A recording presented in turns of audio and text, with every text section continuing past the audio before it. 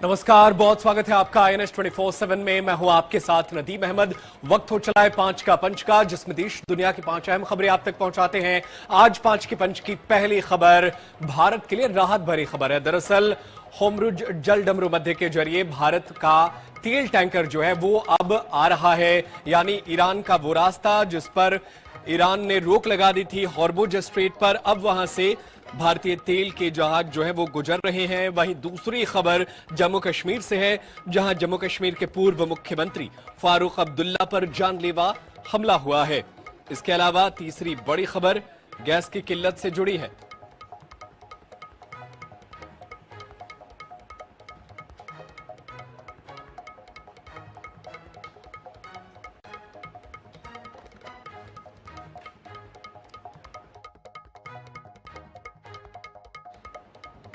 तो वहीं 5 के पंच की तीसरी खबर की बात करें तो तीसरी खबर गैस किल्लत से जुड़ी हुई है। दरअसल अमेरिका, इजराइल और ईरान के बीच बढ़ते तनाव का असर भारत में LPG सप्लाई पर दिखाई देने लगा है। वहीं चौथी बड़ी खबर छत्तीसगढ़ की राजधानी रायपुर से है, जहां छत्तीसगढ़ में मुसवा को लेकर सियासत तेज हो गई है। वहीं 5 के पंच की पांचवी और अंतिम बड़ी खबर महाकुंभ से है। महाकुंभ में वायरल गर्ल मोनालिसा एक बार फिर से चर्चा में है। तो 5 के पंच की ये 5 बड़ी खबरें आप तक पहुंचाएंगे। पहली खबर जो है वो भारत के लिए राहत बड़ी है। राहत की खबर है, मिडिल ईस्ट में तनाव के बीच अब तेल टैंकर आ रहे हैं। इसके अलावा भी और खबरों पर आप तक पहुंचाएंगे। और चलिए 5 के पंच की पहली खबर विस्तार से आप तक पहुंचाते हैं। दरअसल मिडिल ईस्ट में लगातार तनाव जारी है।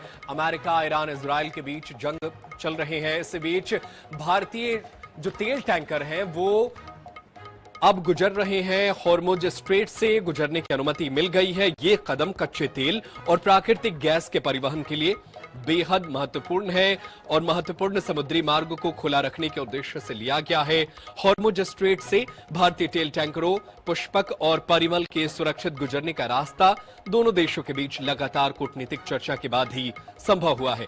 दरअसल बीते दिन भारत के विदेश मंत्री S जयशंकर ने ईरानी विदेश मंत्री सैयद अब्बास अराघची से फोन पर बातचीत की थी और पश्चिम एशिया की मौजूदा स्थिति पर चर्चा की थी। और अब जाकर के भारत के लिए एक रास्ता बन चुका है। होर्मुज के जरिए भारत के झंडे लगे जो तेल टैंकर हैं उसे ईरान जो है जाने की इजाजत दे चुका है। दरअसल जब से युद्ध हो रहा है तब से भारतीय विदेश मंत्रालय लगातार ईरान के अपने समकक्षों से बातचीत कर रहे हैं। उनसे लगातार कूटनीति के जरिए रास्ते निकालने की कोशिश की जा रही है। दरअसल भारत के लिए ये इलाका जो है बेहद अहम है। यहां से बड़ी संख्या में, बड़ी मात्रा में यहां से तेल आती है होर्मुज स्ट्रेट से। ऐसे में बंद होने पर भारत के लिए बहुत मुश्किल है। बड़ी आबादी वाला देश है भारत, दुनिया में सबसे बड़ी आबादी इस समय भारत की है। ऐसे में ईंधन आपूर्ति, गैस आपूर्ति को बरकरार रखने के लिए इस रास्ते का चालू होना बेहद जरूरी है और इसके लिए भारत ने कूटनीतिक प्रयास किया जिसका फायदा हो रहा है। और 2 जहाज जिनके नाम जो है वो, एक का नाम जो है वो है पुष्पक और एक का नाम परिमल है, इन दोनों टैंकरों को आने की अनुमति मिल गई है। बताया ये भी जा रहा है कि तेल टैंकर जो है वो मुंबई पहुंच गए हैं। और चलिए इसी पर चर्चा करने के लिए हमारे साथ विदेश मामलों के जानकार डॉक्टर ब्रह्मदीप अलूनी जी जुड़े हैं, उनका रुख कर लेते हैं।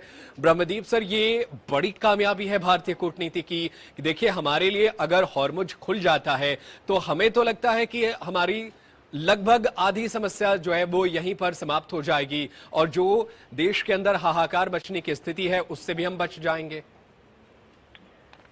नदीम जी, देखिए बहुत अच्छी बात है कि भारत के जहाजों को मिलने की अनुमति मिली है, लेकिन यहाँ पर यह भी समझने की जरूरत है कि सभी जहाजों को मिलने की अनुमति अभी नहीं मिली है। जिस पुष्पक और परिमल की बात आप कर रहे हैं वो, हालांकि वो जहाज अभी ईरान से पहुंच गया है सुरक्षित भारत, लेकिन अभी भारत के बहुत सारे तेल टैंकर अटके हुए हैं। एक सऊदी अरब का जहाज भी पहुंचा है, लेकिन अभी होर्मुज जलडमरू मध्य से जो जहाज जिनको ईरान ने अनुमति दी है खुलकर आवागमन कर रहे हैं वो चीन के जहाज है।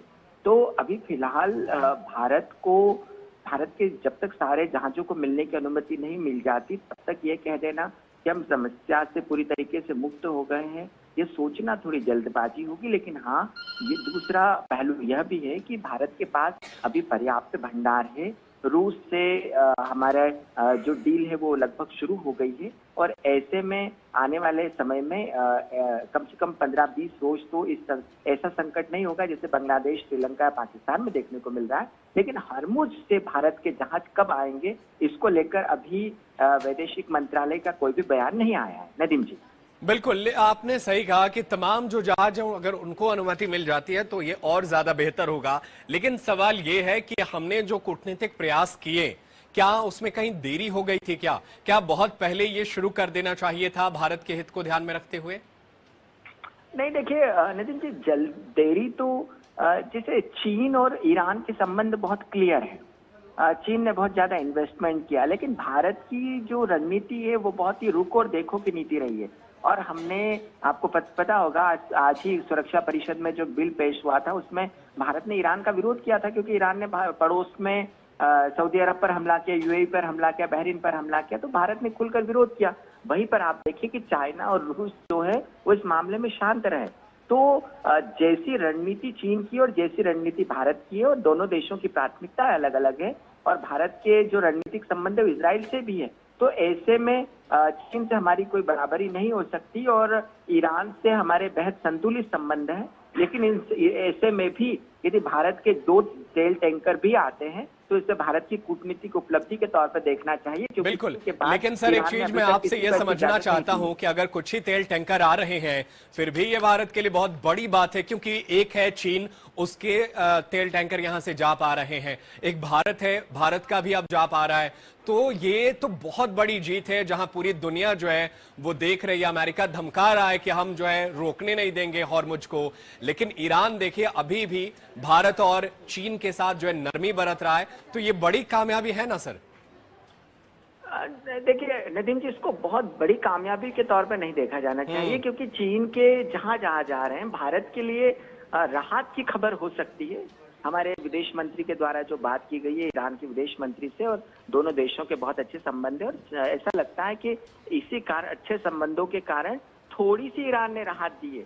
ईरान ने सारे जहाजों को राहत नहीं दी है, मतलब भारत की समस्याएं अभी बनी हुई है। लेकिन हाँ, यदि ईरान से हमारे संबंध ठीक रहते हैं तो निश्चित तौर पर आने वाले समय में हमारा जो तेल का संकट जो बहुत बड़ा होने वाला है उससे हमको, बिल्कुल, ये बड़ी बात आपने कही है कि अगर संबंध और बेहतर होते हैं तो भविष्य में जो परेशानियां आने वाली है उससे भारत निपट पाएगा। और जो विदेश मंत्रालय अभी बातचीत का रास्ता अपनाया वो बेहद शानदार है और उसके नतीजे आ रहे हैं, भले अभी थोड़े ही आए। बहुत शुक्रिया सर हमारे साथ जुड़ने के लिए और इस पर चर्चा करने के लिए। तो फिलहाल भारत के लिए राहत भरी खबर है, विदेश मंत्रियों के स्तर पर बातचीत के बाद से अब रास्ते खुलते जा रहे हैं और हॉर्मुज के जरिए तेल टैंकर भारत आ रहे हैं।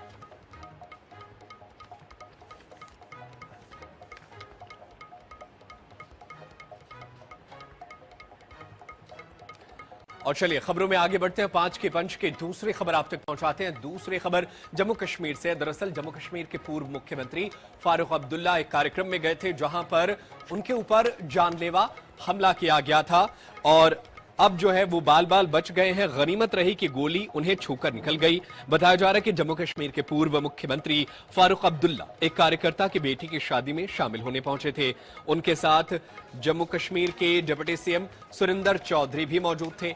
इस दौरान हमलावर कमल सिंह जामवाल ने पीछे से फारूक अब्दुल्ला के सिर पर बंदूक तान दी और गोली चला दी। बेहद करीब से किए गए हमले में फारूक अब्दुल्ला बाल बाल बच गए। दरअसल सुरक्षा कर्मियों की मुस्तैदी की वजह से हादसा टल गया। वहीं सुरक्षा कर्मियों ने हमलावर कमल सिंह जामवाल को दबोच लिया। सीसीटीवी फुटेज में दिखाई दे रहा है कि जैसे ही हमलावर बंदूक तानता है सुरक्षा कर्मी उसे पकड़ लेते हैं और गोली फारूक अब्दुल्ला को छूकर निकल जाती है। पुलिस ने आरोपी को तुरंत गिरफ्तार कर लिया। पूछताछ में आरोपी का कहना है कि वो पिछले 20 सालों से फारूक अब्दुल्ला को मारना चाहता था। फिलहाल पुलिस हमले के कारणों की जांच पड़ताल कर रही है।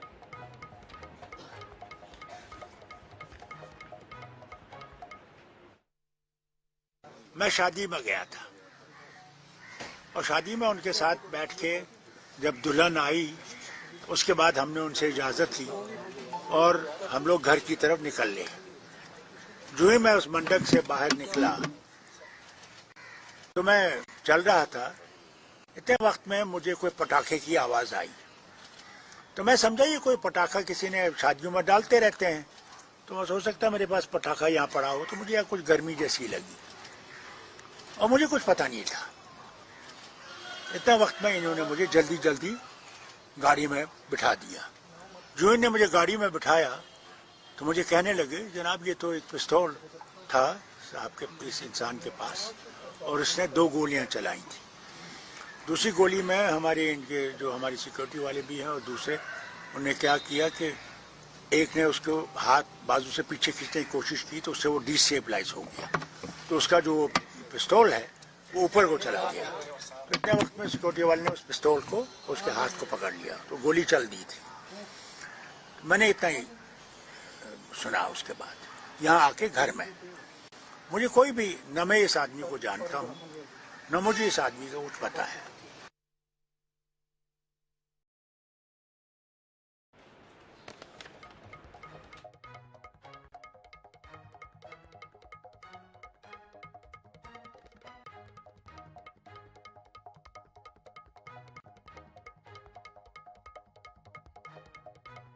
तो फारूक अब्दुल्ला पर फायरिंग का ये पूरा मामला जम्मू कश्मीर का है। दरअसल वो अपने एक कार्यकर्ता की बेटी की शादी में शामिल होने पहुंचे थे, लेकिन इसी दौरान एक व्यक्ति ने घात लगाकर उन पर हमला करने की कोशिश की। हालांकि हमलावर कामयाब नहीं हो पाया।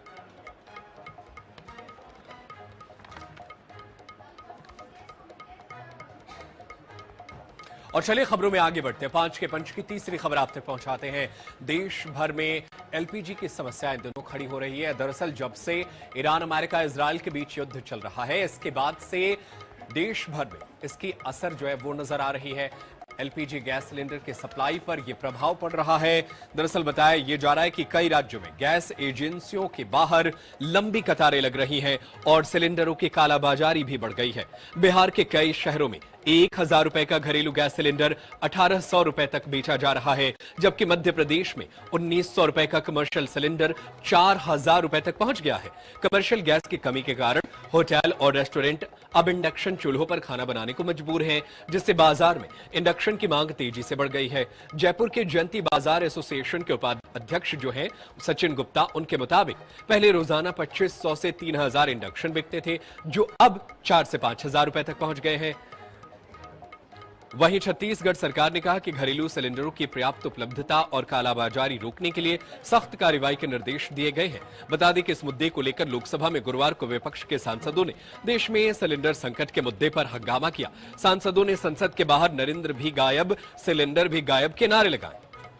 तो लगातार इंडक्शन की जो मांग बाजार में बढ़ रही है।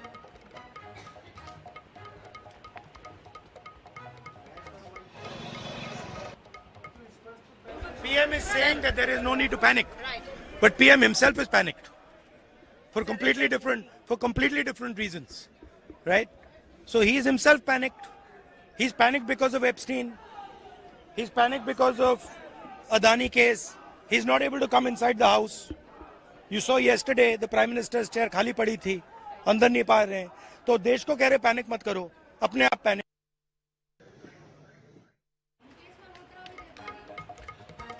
और चलिए इसी खबर पर ज्यादा जानकारी हासिल करते हैं। हमारे साथ स्पर्श शर्मा हमारे सहयोगी फोनलाइन पर मौजूद हैं।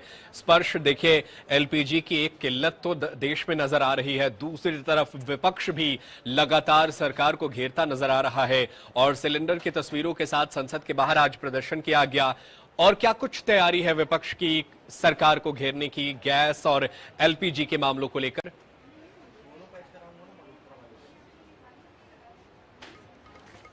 की कीमतों को लेकर जो है घेरता हुआ नजर आ रहा है। खासतौर पर जो किल्लत है उसको लेकर भी जो है घेरता हुआ जो है नजर आ रहा है। अगर हम बात करें, आज भी हमने देखा कि किस तरीके से जो प्रदर्शन है वो जो है सीधे तौर पर देखने को जो है मिलता हुआ नजर आया था। सदन के बाहर की बात की जाए या फिर अंदर भी, जब हमने देखा कि राहुल गांधी सदन में विशेष नोटिस भी देते हुए नजर आए, उन्हें सीधे तौर पर। चलिए, तकनीकी दिक्कतों के कारण सहयोगी से संपर्क टूट गया है। दोबारा उनसे संपर्क करने की कोशिश करेंगे, लेकिन विपक्ष जो है फिलहाल वो जमकर प्रदर्शन कर रहा है। एलपीजी गैस की किल्लत को लेकर के जमकर सवाल पूछ रहा है और खुद विपक्ष के नेता राहुल गांधी भी सवाल पूछ रहे हैं। लेकिन अब असर ये हुआ है कि बाजारों में इंडक्शन की कीमत जो है वो अब बढ़ रही है, लगातार मांग बढ़ रही है।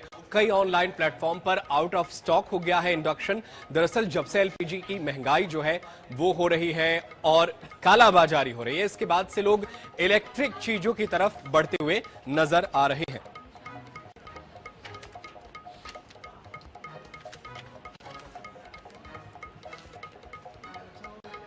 और चलिए खबरों में आगे बढ़ते हैं और 5 के पंच की चौथी खबर आप तक पहुंचाते हैं। खबर छत्तीसगढ़ में मुसवा को लेकर सियासत हो रही है।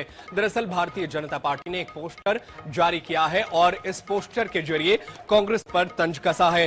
पोस्टर में मुख्यमंत्री विष्णुदेव साय, डिप्टी सीएम अरुण साव और विजय शर्मा को कांग्रेस शासनकाल के कथित घोटालेबाज मुसवा को पकड़ते हुए दिखाया गया है। इसमें महादेव सट्टा, गोठान, खदान और शराब घोटाले का भी जिक्र किया गया है।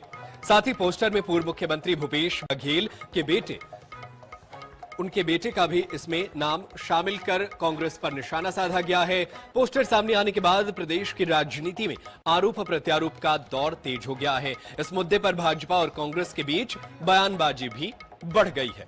तो छत्तीसगढ़ में मुसवा को लेकर के जमकर सियासत हो रही है और इसमें भारतीय जनता पार्टी ने पोस्टर जारी किया है। झपाही जम्मू मुसवा लिखते हुए पोस्टर शेयर किया गया है, जिसमें घोटालेबाज चूहों को पकड़ते हुए मुख्यमंत्री विष्णुदेव साय, उप मुख्यमंत्री अरुण साव और विजय शर्मा नजर आ रहे हैं। तो पोस्टर के जरिए कांग्रेस पार्टी पर जमकर हमला बोला है भारतीय जनता पार्टी ने। भाजपा ने यह पोस्टर जारी किया है और तंज कसा है। पोस्टर में मुख्यमंत्री विष्णुदेव साय, डिप्टी सीएम अरुण साव और विजय शर्मा कांग्रेस शासनकाल में कथित घोटालेबाज मुसवा को पकड़ते हुए दिखाया गया है। इसमें महादेव सट्टा, गोठान, खदान और शराब घोटाले का भी जिक्र किया गया है। इसके साथ ही पूर्व मुख्यमंत्री भूपेश बघेल के बेटे का नाम भी शामिल किया गया है और कांग्रेस पर निशाना साधा गया है। तो छत्तीसगढ़ की सियासत में एक बार फिर से मुसवा की बात हो रही है। दरअसल जब धान खरीदी का दौर चल रहा था जनवरी के महीने में, उस दौरान कांग्रेस पार्टी जो है धान घोटाले का मुद्दा उठा रही थी और कह रही थी कि धान संवर्धन केंद्रों पर जो है वो चूहे जो है धान खा रहे हैं, ये आरोप लगा रही थी। लेकिन अब भारतीय जनता पार्टी ने ऐसा ही पोस्टर जारी किया है और घोटालेबाज चूहों को पकड़ते हुए दिखाया गया है मुख्यमंत्री विष्णुदेव साय, उप मुख्यमंत्री अरुण साव और विजय शर्मा को।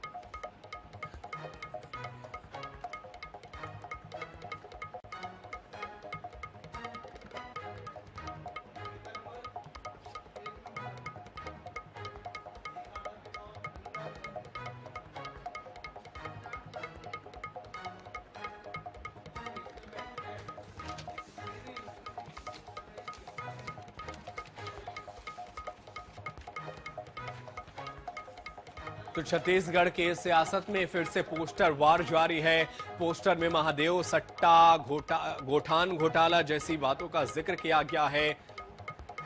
भाजपा ने पोस्टर जारी कर तंज कसा है।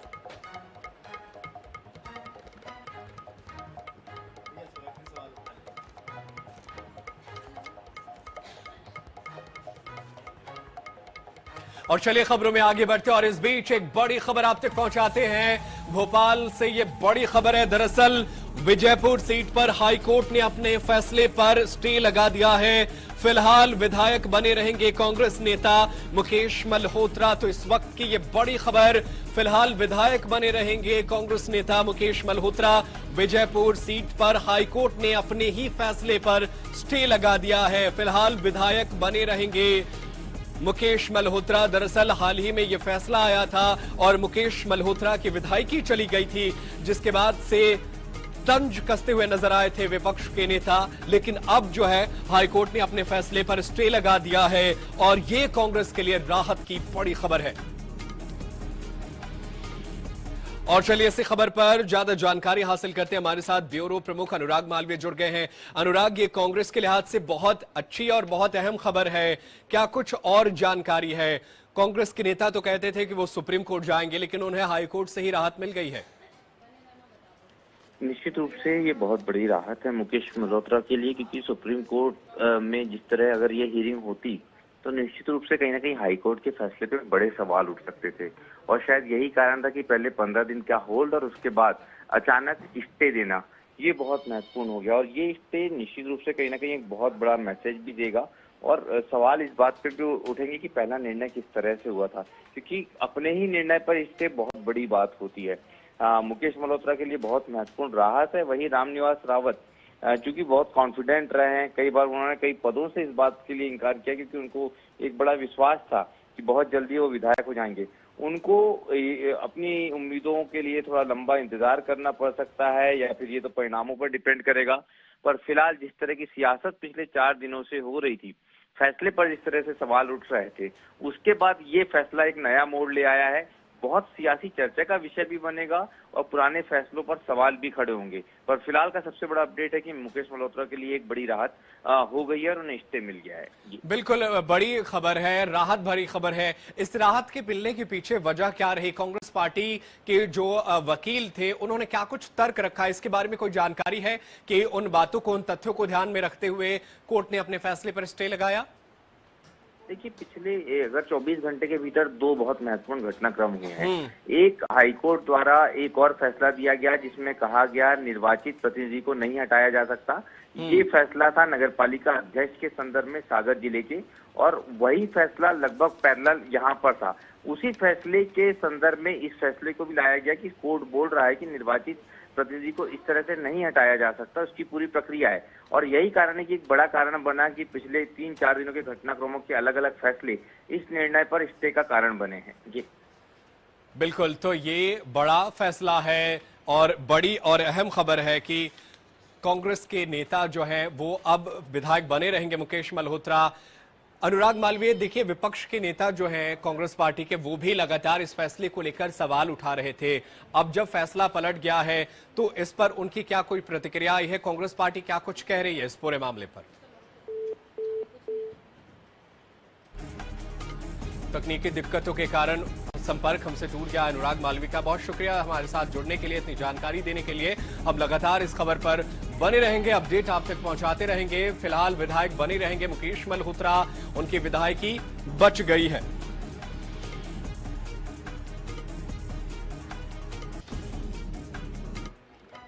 और चलिए खबरों में आगे बढ़ते हैं और 5 के पंच की 5वीं खबर आप तक पहुंचाते हैं। दरअसल महाकुंभ में वायरल हुई मोनालिसा एक बार फिर से चर्चा में है। इस बार चर्चा में होने की वजह यह है कि इस बार उन्होंने अपने प्रेमी के साथ शादी की है। प्रेमी जिसके साथ उन्होंने शादी की है वो मुस्लिम समाज से आता है। उनकी शादी केरल में हुई, जिसके बाद से एक बार फिर से वो चर्चा में है। हालांकि परिवार इस विवाह से सहमत नजर नहीं आता। क्या है पूरा मामला, देखिए इस रिपोर्ट में।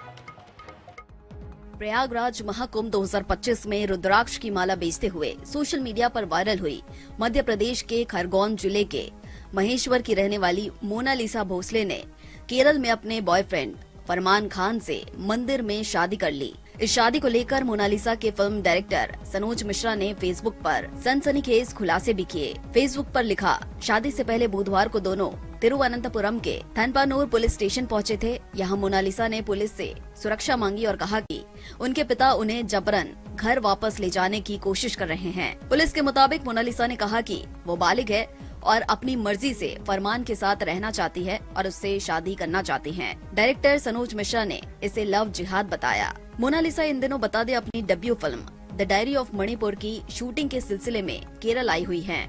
इस दौरान फरमान खान से उनकी मुलाकात हुई। दोनों ने बताया कि फिल्म में साथ काम करने के दौरान बातचीत शुरू हुई और धीरे धीरे रिश्ता प्यार में बदल गया।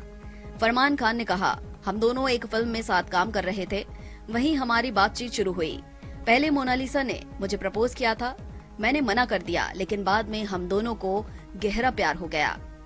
मोनालिसा के मुताबिक उनका और फरमान का रिश्ता करीब 6 महीने पुराना है। उन्होंने बताया कि घर वाले गांव में ही किसी और से उनकी शादी कराना चाहते थे, जो उन्हें मंजूर नहीं था। Bureau report INS 24/7।